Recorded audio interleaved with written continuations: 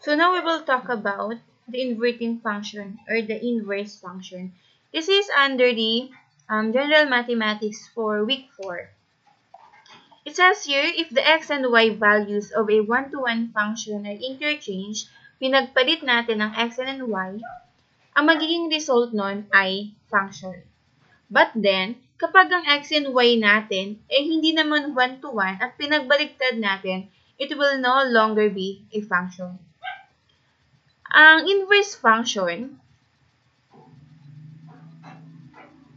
ang sabi dito,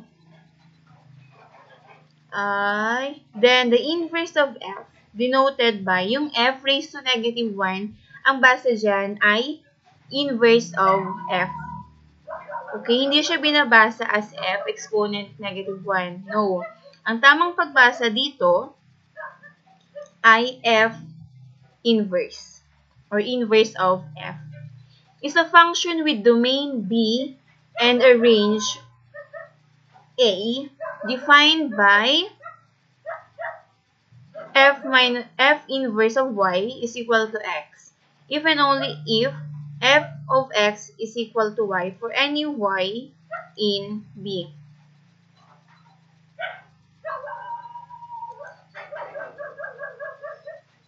Okay, so to determine the inverse of a function from this equation, sabi dito, the inverse of a one-to-one function can be interpreted as the same function but in the opposite.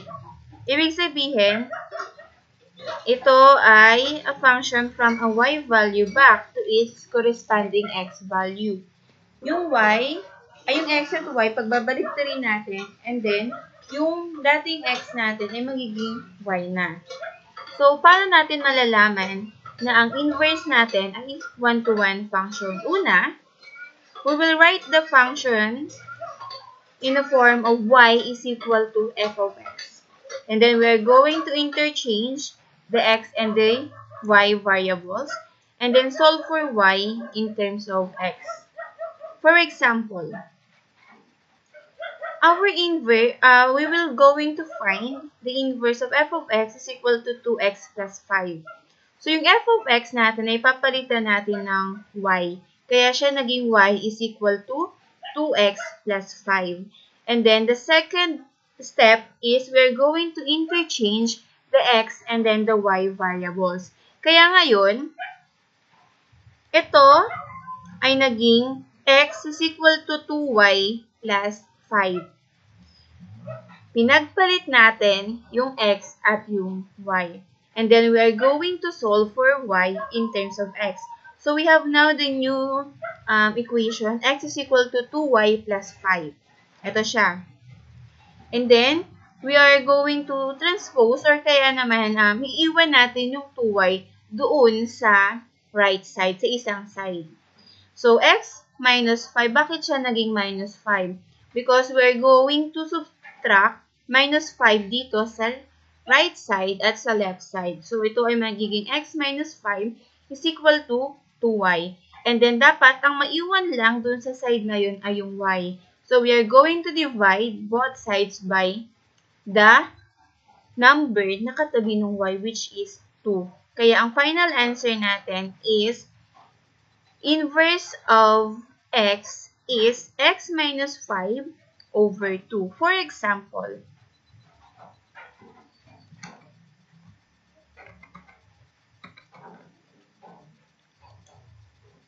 we have here the given, which is f of x is equal to 3x minus 2. So, ang unang gagawin natin dyan, sabi doon sa steps natin, is, papalitan natin tong f of x ng, papalitan natin siya ng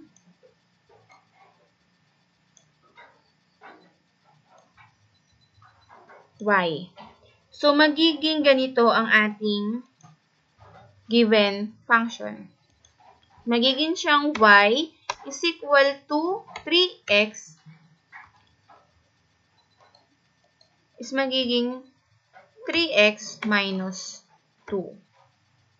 Okay, and then what we need to do is, we are going to interchange, pagpapalit natin yung etong y doon sa posisyon ng x at yung x inilipat natin doon sa ating y. So, magiging ganito ang ating function na. Magiging siyang x is equal to 3y minus 2. Okay, so, naintindihan ba? Next is, isosolve natin yung y in terms of x. So, dapat, ang matira lang dito ay yung may y. So, what we are going to do is this one. Mag-add tayo ng 2 sa bawat side. Bakit tayo mag-add ng 2 sa bawat side? Kasi, ang kailangan natin gawin ay matanggal tong 2. Mali. Ay dapat matanggal tong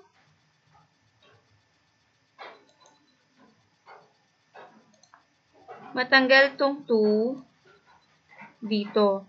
So, paano ba natin matatanggal ang 2? Paano natin siya magagawang 0? Ang pwede lang natin gawin ay i-add siya sa 2.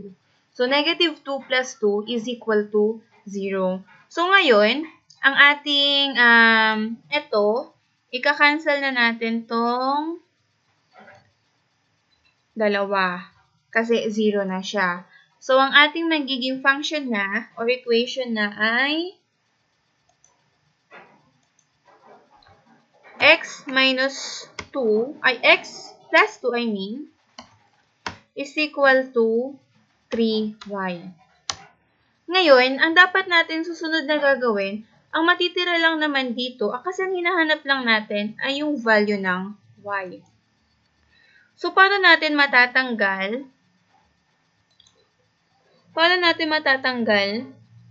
ang 3 dito? So, what we are going to do is to divide the whole equation by the number na katabi ng y, which is 3. Which is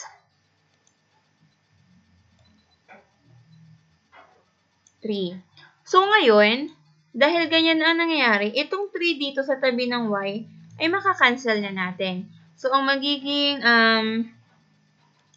final answer na natin ay ito. Ay, hindi pa pala siya final answer. So, ito na ang ating magiging equation.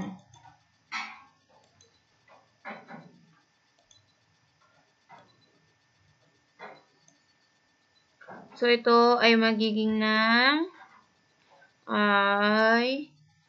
x plus 2 is equal to y.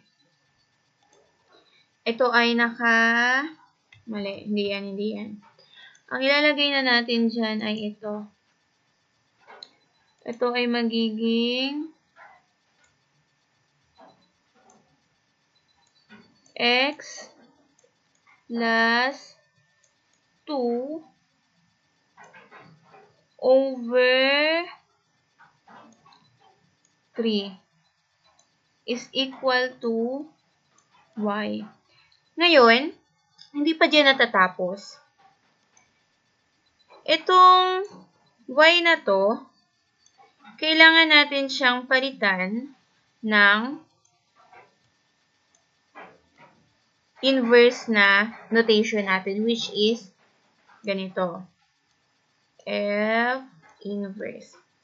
So, ang magiging final answer natin ay ito. ito ay magiging ganito.